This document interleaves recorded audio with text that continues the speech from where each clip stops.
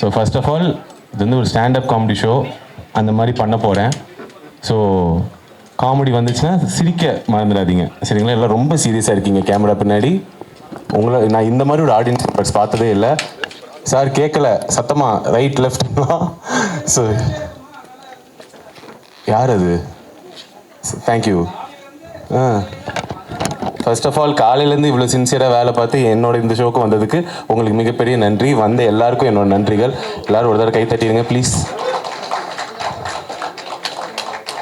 Sir உங்களுக்கு காலையிலேருந்து வேலை பார்த்தனால டென்ஷனாக இருக்குது. எனக்கு ஃபஸ்ட் டைம் இந்த மாதிரி ஒரு ஸ்டேஜ் போனேன், அதை விட ரொம்ப டென்ஷனாக இருக்குது.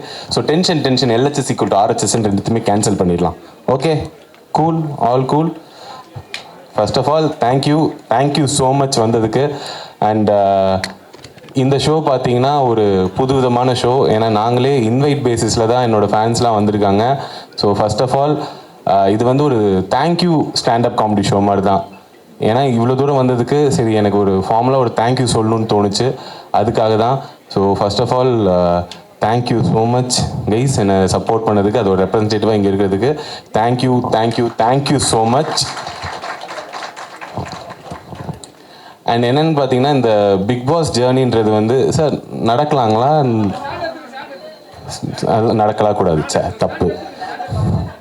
அதனால் நான் நடக்கக்கூடாது. ஸோ புரிஞ்சு போச்சு, நான் பண்ண போகிறதில்ல காமெடி, நீங்கள் தான் என்னை வச்சு பண்ண போகிறீங்க அப்படின்ட்டு.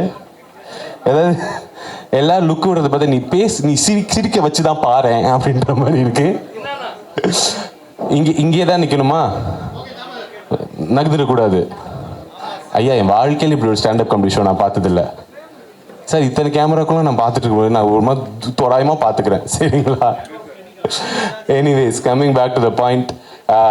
இந்த பிக் பாஸ் ஜேர்னி இருக்கட்டும், இந்த பிக் பாஸ் முந்தின இருக்க ஜேர்னி இருக்கட்டும், இது எல்லாமே ஆல்மோஸ்ட் ஒரு 10 years பேக் ஸ்டார்ட் ஆச்சு. ஒரு 2016 நான் வந்து ஒரு தியேட்டர் ஆர்டிஸ்ட்டாக இருந்தேன்.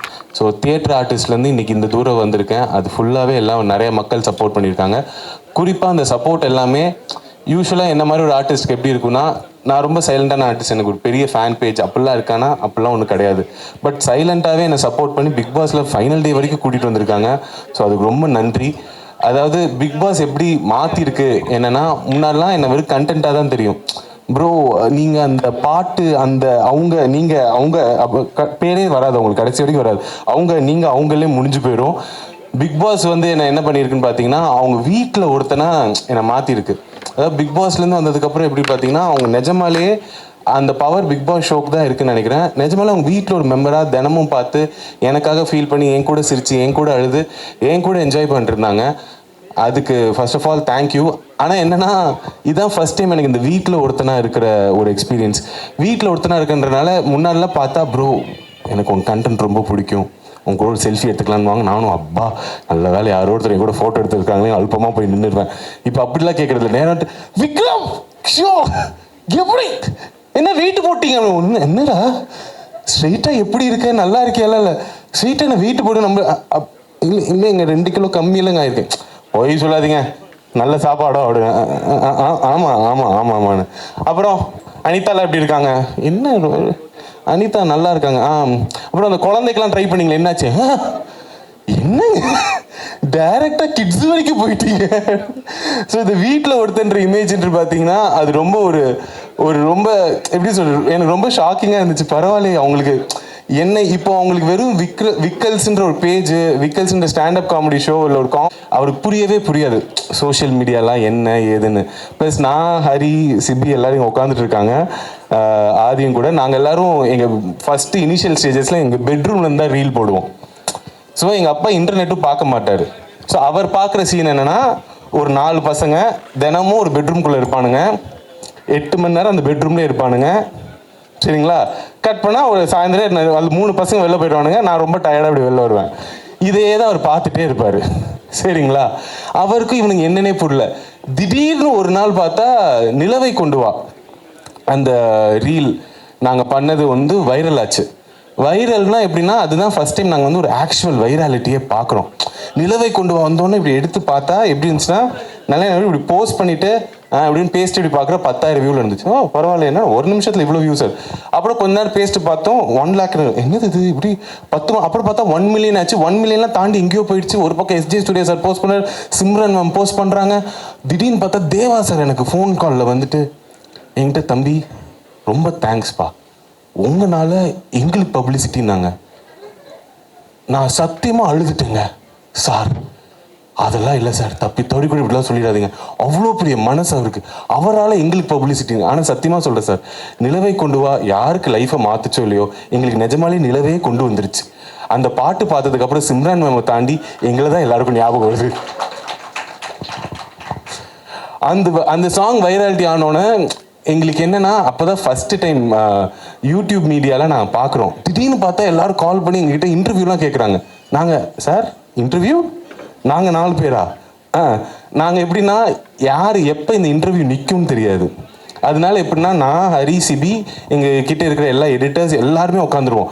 எல்லாரும் உட்காந்து எல்லா லைஃப் ஸ்டோரியும் சொல்லிடுங்க, வீட்டுக்கு பெருசாக காசு போகிறதில்ல, அம்மா அப்பா கிட்ட இந்த இன்டர்வியூ காட்டி நாங்களாம் பெரிய ஆள் அப்படின்னு சொல்லிக்கலான்னு. எங்கள் அப்பாவுக்கு புரியவே இல்லை. நல்ல ஞாபகம் இருக்குது, நிலவை கொண்டு வந்த வைராலிட்டி பீக் எப்படி இருக்குன்னா, டைனிங் டேபிள் ஒருத்தர்கிட்ட இன்டர்வியூ கொடுத்துட்ருப்போம். அங்கேருந்து பார்த்தா ஹாலில் ஒருத்தவங்க செட்டப் பண்ணிருப்பாங்க. அப்புறம் கீழே அந்த ஸ்டூடியோவில் இன்னொருத்தவங்க செட்டப். எங்கள் அப்பாவுக்கு புரியல, வீட்டுக்கு இவங்க நயா பைசா கொடுத்ததில்ல, இவனுக்கு இத்தனை பேர் வந்து இன்டர்வியூ எடுத்துட்டு இருக்காங்க, யார் நீ, நிஜமாலே உருப்பட்டுட்டியா லைஃப்ல அப்படின்ற ஜோன்ல இருந்தாரு. ஆனா அப்படி இருந்தவர் எனக்கு ஏன் பிக் பாஸ் ரொம்ப பிடிச்சி போச்சுன்னா, அவருக்கு தெரியாது நான் வந்து ஒரு நல்ல பர்ஃபார்மர், நான் நல்லா யோசிப்பேன். அவருக்கு ஞாபகம் இருக்கிறதுலாம் நான் காலேஜ் பங்க் பண்ணது, என் பிரின்சிபல் கால் பண்ணி உங்கள் பிள்ளை உருப்பட மாட்டான்னு சொன்னது, இதுதான் அவருக்கு ஞாபகம் இருக்கிறது. ஸோ இதெல்லாம் முடிஞ்சு இப்படி எல்லாரும் இன்டர்வியூ எடுத்தோன்னா அவருக்கே தெரியாது நான் யார், இவன் தான் நல்லதாக தான் பண்ணுறேன் நான். பிக் பாஸ் வந்து தான் அவருக்கே தெரியும், ஓ நடிப்பியா, பரவாயில்லையடா எதிர்த்துலாம் பேசுறேன்னு. என்ன டுவர்ட்ஸ் என்னடா கெட்ட வார்த்தை பேசுற, இதெல்லாமாடா உனக்கு தெரியும் அப்படின்னாரு. இப்படி நான் உன்னை வளர்க்கலையே அப்படின்னு. பட் பரவாயில்ல. ஆனால் பிக் பாஸ் போயிட்டு வந்து நான் ஒரு மிகப்பெரிய விஷயம் கற்றுக்கிட்டேன். அது என்னென்னா, ஒர்க்கிங் ஆஃப் தி வேர்ல்ட், உலகம் எப்படி வேலை பார்க்குதுன்னு. அதில் நான் கற்றுக்கிட்ட ஒரு முக்கியமான விஷயம் பிஆர். பிரதீப் ரங்கநாதன் கிடையாதுங்க, அவர் நல்லா வேலை பார்ப்பான்னு எல்லாருக்குமே தெரியும். பிஆர்னா paid promotions and public relations. நான் கற்றுக்கிட்டேன்னா பிஆர் வாழ்க்கைக்கு ரொம்ப முக்கியம், கண்டிப்பாக முக்கியம். நான் எல்லாருக்கும் சொல்கிறேன், எல்லாருமே லைஃப்பில் நீங்கள் செலிப்ரிட்டியோ பப்ளிக் ஃபிகரோ இல்லையோ பிஆர் வச்சுக்கோங்க. நான்லாம் முடிவு பண்ணிட்டேன் பிஆர் வச்சே தீரணும் அப்படின்ட்டு. அதாவது பெரிய விஷயங்களுக்குலாம் இல்லை, வீட்டில் நடக்கிற சண்டைகளுக்கு. இப்போ என் ஒய்ஃபோட சண்டை தெரியாதனமா எங்கள் ஒய்ஃபோட அப்பாவை அவன் கிடக்கிறான்னு நான் சொல்லிட்டேன்னு வச்சுக்கலாம். சாரிலாம் கேட்க மாட்டேன் இப்போ. இன்னும் அதில் சின்ன பிள்ளைங்களுக்கு சாரி கேட்குறது கான்வர்சேஷன்லாம் நோ. நியூ வேர்ல்டு எப்படின்னா நீங்கள் ஒரு பிஆர் ஹையர் பண்ணிடலாம். பேசிக் பேக்கேஜ்னால் என் ஒய்ஃபுக்கு அவங்க மீம்ஸ் அனுப்புவாங்க. அதாவதுமா புருஷன்னா அப்படி தான் பேசுவான், இதில் என்ன இருக்குது அப்படின்னு. கொஞ்சம் அட்வான்ஸ் பேக்கேஜ்னா கமெண்ட்ஸில் வந்து திட்டுவாங்க, யார், அவங்க அப்பாவை. உங்கள் அப்பா அப்படி தானே, கரெக்டாக தானே சொல்லியிருக்கான்னு. மெகா பேக்கேஜ்னா நியூஸ் சிட்டி சேனலில் டிபேட்லாம் வச்சுருவாங்க. சரிங்களா? எப்படின்னா, ஏமா உங்கள் பரம்பரை அப்படி தானே, இப்போ அவர் என்ன தப்பாக சொல்லிட்டாருன்னு கடைசியில் என் ஒய்ஃப் கன்ஃபியூஸ் ஆகி என்கிட்ட வந்து சாரி கேட்டுருவா. ஸோ இதுதான் நான் வந்து கற்றுக்கிட்டது. பட் பிஆர்லாம் பற்றி பேசும்போது இங்கே நிறைய பேஸ் மீடியாலாம் வந்திருக்காங்க, அவங்களுக்கு இந்த விஷயம் தெரியும். இங்கே நான் இன்வைட் பண்ணி வந்த என் ஃபேன்ஸுக்கு நான் ஒரு உண்மையை சொல்லிடுறேன், இது வந்து ஒரு ஸ்டாண்டப் காமெடி ஷோவே கிடையாதுங்க. சரிங்களா? நான் வந்து ஒரு படம் பண்ணுறேன்.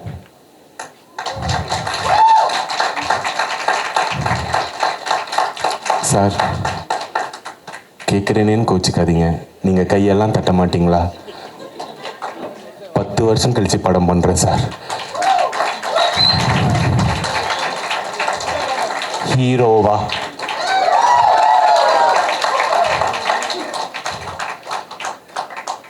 லைட்டானாச்சு சிரிங்க சார்.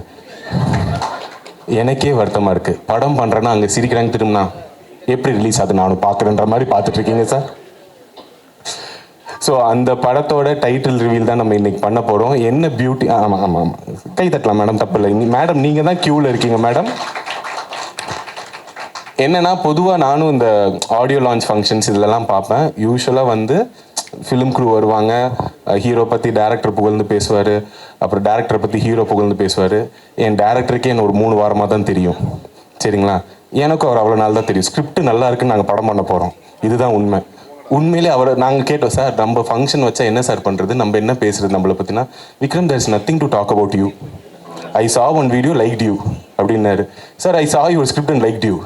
அதனால என்ன பண்ண, அப்போ நீ ஸ்டாண்டப் ஷோ மாதிரி பண்ணி நம்ம டைட்டில் ரிவீல் பண்ணிடலாம், எதுக்கு நம்ம இந்த குத்து விளக்கெல்லாம் ஏற்றிக்கிட்டு இப்படியே போயிடலான்னாரு. ஸோ அதுக்காக தான் இப்படி ஒரு செட்டப்பில் இந்த டைட்டில் ரிவீல் பண்ண போகிறோம். அதுக்கு இவ்வளோ நாள் சப்போர்ட் பண்ணுற ரெப்ரஸன்டேட்டிவ்ஸாக என் ஃபேன்ஸ் முக்கியமாக இருக்கணுன்றதுக்காக தான் உங்கள் எல்லாரையும் கூப்பிட்டேன். ஸோ தேங்க்யூ ஸோ மச் வந்ததுக்கு. Now I would like to call upon my director of my movie to the stage. Give it up for Guru sir, ladies and gentlemen.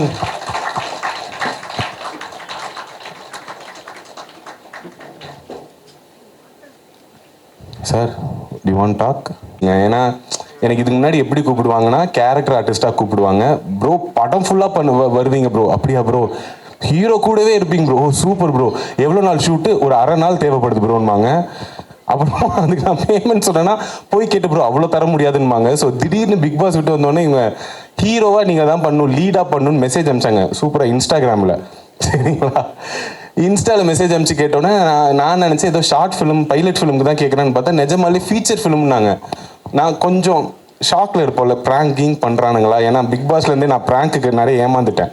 இதில் ஏதாவது ஹிடன் கேமரா ஷோ ஏதாச்சும் இருக்கான்லாம் யோசிக்கும் போது இல்லை இது நிஜம்தான்னு எனக்கு நம்மளை ஹீரோவாக போட்டு இவர் அவ்வளோ திறமையாக எடுக்க போகிறாரா? சரி, இந்த டவுட் அவர்கிட்ட சொல்லி அவர் பாட்டு return oh sure why not வெளில போயினாலும் ஆனந்த அப்படிலாம் அவ்வளோ ஆனந்தமாக இருந்துச்சு எனக்கு. So sir thank you for the opportunity. So ஏன் சொல்கிறேன்னா நம்மளுக்கு நம்பிக்கை வரதே ரொம்ப கஷ்டங்க சில நல்ல விஷயங்கள் நடக்கும்போது. ஸோ என் லைஃப்பில் இப்போ நடக்கக்கூடிய ஒரு மிகப்பெரிய நல்ல விஷயம். அண்ட் 2016லலாம் எனக்கு ஹீரோ ஆசை இருக்கும், பின் மண்டையில் இருக்கும், அது வெளியில் சொல்கிறதுக்கே வெக்கமாக இருக்கும். அப்படி ஒரு வெளியில் சொல்கிறதுக்கே வெக்கப்பட்ட ஒரு கனவு இன்னைக்கு ரியாலிட்டியாக நடந்துட்டு இருக்கும்போது நினைக்கும் போது ரொம்ப சந்தோஷமாக இருக்குது. அதோட ஃபஸ்ட்டு பார்ட்டில் நீங்கள் எல்லோரும் இருக்கீங்க. Thank you so much. It means a lot. Sir shall we reveal the title? So without further ado we will like to reveal the title for you guys. Sir வாங்க சார், இழுங்க சார். நீங்கள் என்ன sir படத்துக்கு சம்மந்தமே இல்லாமல் பண்ணிட்டு வாங்க sir. எந்த 2 கேடு சார்? இதுவா? Okay guys. Sir shall give it a countdown? டே ஹரி, நீ தானே இருக்க எஸ் அப்படின்னு கத்துறா, யதார்த்தமாக இருக்கும். Okay let's give it a countdown. 3 1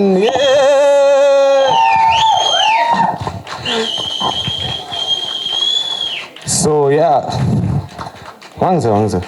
so இதுதான் எங்கள் title, light weight baby. Thank you so much. And sir படத்தை பற்றி ஓரிரு வார்த்தைகள்.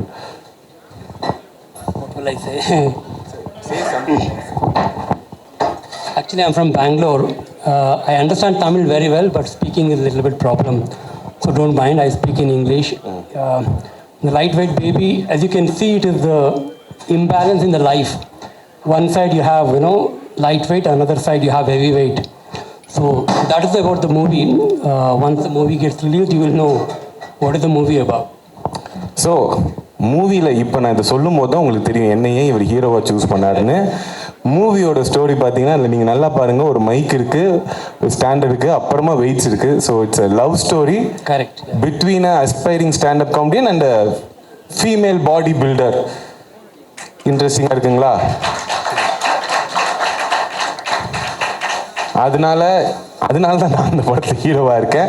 ஸோ என்ன எங்கள் டைட்டிலை விட எங்கள் படத்தில் ரொம்ப இன்ட்ரெஸ்டிங்கான பார்ட் யாருன்னு பார்த்தீங்கன்னா எங்களோட பியூட்டிஃபுல் அண்ட் ஸ்ட்ராங் ஹீரோயின் தான். Sir shall we call Aarthi Krishna? Please give it up for our heroine Aarthi Krishna, ladies and gentlemen.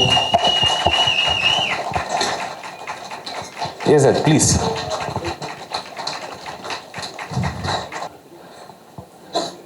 அவங்க கொஞ்சம் நர்வஸாக இருக்காங்க. அவங்களுக்கு ஸ்டேஜெலாம் பழக்கம் இல்லை, என்ன மாதிரி லோடலாம் பேச வராது. பட் நல்லா ஒர்க் அவுட் பண்ணுவாங்க. நல்ல காம்போவில் அவங்க கை பெருசாக இருக்கும், எனக்கு வயிறு பெருசாக இருக்குன்ற மாதிரி. But Aarthi, this is your first debut film, right? So how do you feel? You have to talk your heroine and all. We gave big intro. Okay, actually thank you so much for this opportunity. இது என்னோட எந்த லாங்குவேஜில் பேசணும்? Okay, எனக்கு தமிழ் அவ்வளோ வராது, but I will try. This is my first film. அதனால் எனக்கு தெரியலை இது எப்படி வரும், எப்படி எனக்கு பண்ணும், நல்லா வரணும் அப்படி தான் ஆசை இருக்குது. But I will give my best. And okay, thank you present media. இன்னைக்கு வந்ததுக்கு ரொம்ப நன்றி. கரெக்டாக இருக்குல்ல? அவங்க ஃபர்ஸ்ட் டைம், ஸோ ஒரு தடவை கை தட்டிடுங்க. எல்லாரும் ஸ்டேஜில் ஏறி நர்வஸாக இருக்கிறத பார்ப்பீங்க, இவங்க இந்த பில்டிங் படி ஏறும்போதே நர்வஸ் ஆகிட்டாங்க. So please give it up for Aarthi. This is a first film and this is, I think, first time she is not posing on stage and speaking on stage. So give it up for Aarti, ladies and gentlemen. So that's it, no sir? இவ்வளோ தாங்க matter. இதுக்கு தான் உங்கள் எல்லாரையும் நாங்கள் கூப்பிட்டோம். Thank you so much வந்ததுக்கு. யூஸ்வலாக இந்த மாதிரி ஃபங்க்ஷன்ஸ் நிறையா பேசுவாங்க. எங்களுக்கு பேசுறதுக்கு இனிமேல் செய்து காட்டி விட்டு வந்து பேசுகிறோம். எனக்குன்னு இருந்த 4 PR இவனுங்க தான் நான் பிக் பாஸில் இருக்கும்போது. ஸோ அவனுக்கு நான் என்ன சொன்னாலும் கை தட்டுவாங்க. நீங்கள் எல்லோரும் கோவப்படாதீங்க sir. So thank you guys, thank you வந்ததுக்கு. Thank you so much. வாங்க, இது ஏதோ ஒன்று பண்ணணும் போலையே.